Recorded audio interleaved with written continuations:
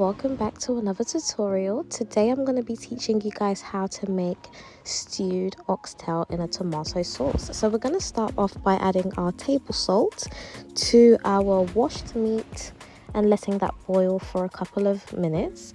I was boiling mine for about half an hour, and this is just to tenderize the meat and make it easy to come off the bone when you are eating it.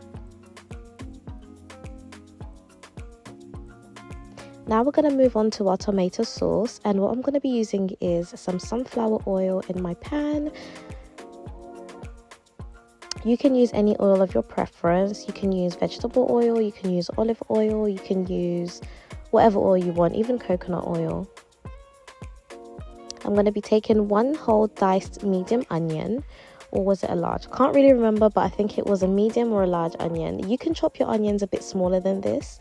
I just wanted it a little bit chunkier so that the sauce had some kind of dimension to it, as opposed to it looking flat and just, sauce with meat.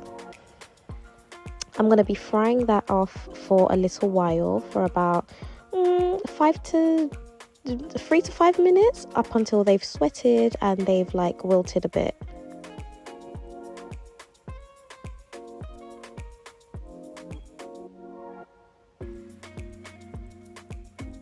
Now I'm going to be adding my chopped tomatoes. You can use any brand of preference, and you can even use fresh tomatoes, but you'd have to chop them up very finely. As you can see there, I got some of the paper from the tin into my stew.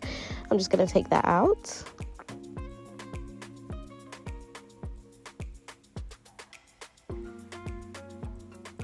One tin is usually enough, but if you want, you can use more than one tin. 2 at most, no more than that. Anything over that will be overkill. Now I'm just mixing to combine all of that together with the onions, the oil, and the tomatoes. I don't over stir my food. I just feel like it causes premature burning to your food when you do that. So you want to let that fry a bit before you add in your seasonings.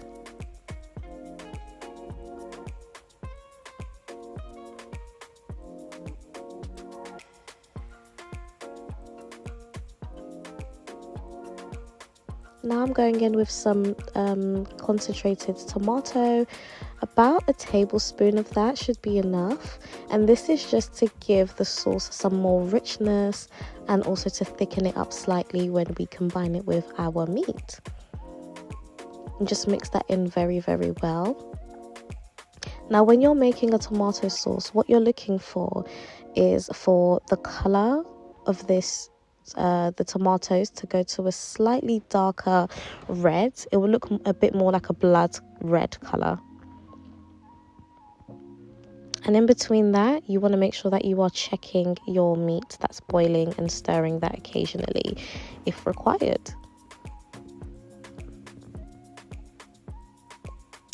Now I'm adding in all my seasonings. So I've got jumbo, I've got nutmeg, I've got ground pepper, and I've also got a jumbo, a different type of all-purpose seasoning. So 2 different all-purpose seasonings, black pepper, and yeah, it's very simple. I didn't overly season this food, but it tastes just right. So long as you use the right amount of seasonings, you should be good to go. But like anything else, it's all about preference. So as you can see, the color of this stew has gone slightly darker, and now I'm just going to take that, and as you can see, it's gone thicker, and add that to my meat. And to that, I'm going to add about 2 cups of water, which was boiling hot because I like my food to, cook as quick as possible. Once you've added the water, you want to just stir your food for as long as you want to, really. As long as for, oh gosh, the English, to make sure all the sauce and the tomatoes and the meat is combined well, and all the seasonings. And eventually at some point you want to taste this to see if it's enough salt, it's enough seasoning. I'm just going to close that off and let that boil for about another 15 to 20 minutes and the sauce to reduce a bit. After that, your food is pretty much ready. A tip to know when your food is ready is that the oil usually comes right to the top, as you can see here. And you just want to basically mix that so it's all combined together. But guys, this is the quick and easy recipe on how to make stewed oxtail. You can use this recipe to make chicken, lamb, whatever kind of meat you want. It's very simple, very quick, can be served with rice, fufu, or even plantain. So make sure you like, comment, and subscribe. Bye guys.